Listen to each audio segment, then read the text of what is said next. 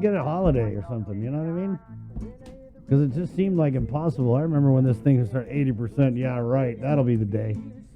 Yet here we are. Right, Jay? Don't you think it's a holiday? Herd day? Herd day. Yeah, a herd a day. I don't know what. It's a good idea. 9:30 Thursday, July 29th. Pacific Points, Cabo Enterprises, IT&E. And Jack in the box. Let's go to the Department of Corrections where Jaerica Sanchez is standing by. She's filling in for Major Anton Uggan, who, remember, is off island doing a tour of new prison facilities because obviously there's a big effort to try and build a new facility here in Guam. So thank you for joining us, Jaerica. Of course, thank you for having me. Jaerica? Jaerica.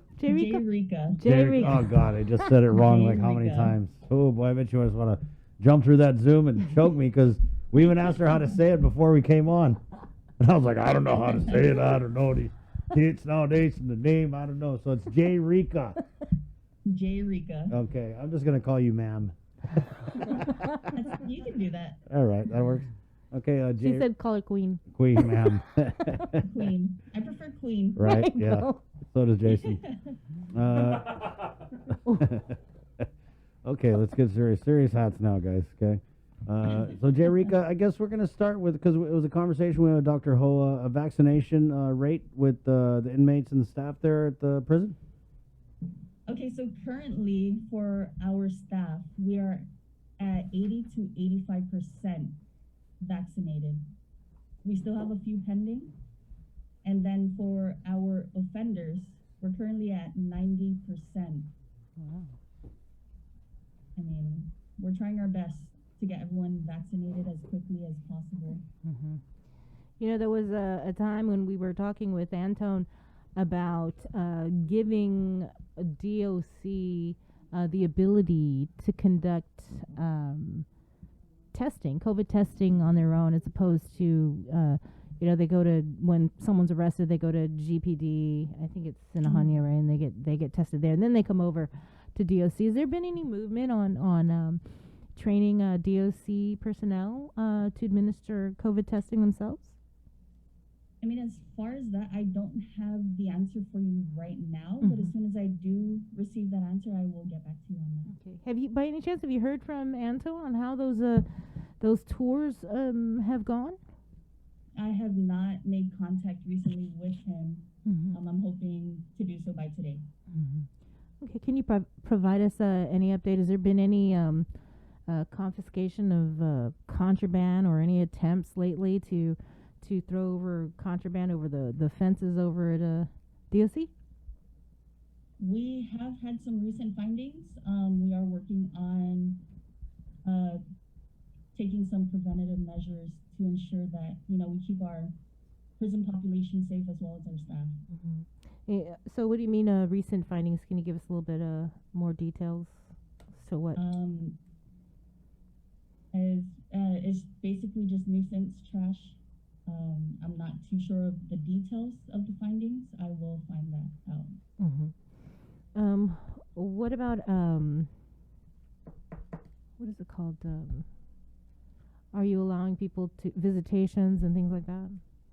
So with visitation, we are working on a plan. We're following GovGuam guidelines to ensure that we don't have another outbreak. It's the vaccination for our personnel as well as our offenders. So right now, it's still the same that visitations are prohibited, but when are you looking at allowing visitation? Are we looking at when PCOR 4 is restored, or what? That I'm not too sure, Sabrina. Like I said, we are working on a plan to ensure that there's no outbreak in our facilities. Okay. What else are you guys working on then over at the Department of Corrections that you can share with us? I mean, we do, so far, let me just look at my notes. As far as overtime pay, we are actually caught up with overtime pay. thanks to our office staff working, tirelessly, diligently to ensure that our officers are getting paid the hours that they have worked. What about COVID differential pay? COVID differential pay. I know our office staff submitted 5 pay periods. We're hoping to see some sort of payment within this week, if not next week. And I know Anton, before he left, he was hoping that COVID differential pay would be paid out before he left. So is this something different? Did it go out last week before he left, or is this a whole nother pay periods that were due? Like I did mention, our ladies did submit 5 pay periods to DOA. It's really just, I guess, pending funding. Okay. And whatnot. Okay. Anything else at DOC? Nothing much, unless you have any other questions for me. No, I think you answered pretty much everything that we, typically ask Anton. So thank you, Jaerica. Yeah, you did. Yeah, how long you been at DOC? I've been at DOC going on 5 years. Wow. What made you decide to become a DOC officer? I actually did not choose DOC at first. However, I did want to become a law enforcement officer, and I'm glad that, DOC chose me instead. Oh, yeah, because, we always hear those stories from Anton that, once they get people on board, they always, they leave. And so it's a constant struggle to try and retain officers at DOC. So, thanks for what you're doing. 5 years. Yeah, that's a long time. And I know that you guys are always hiring, right? So Bree asked this she asked this question to Major Uggan one time, and she said, why DOC? So for those people out there watching who, might be looking for employment, why would you tell them to work at DOC? Honestly, I'm going to say this straight. DOC,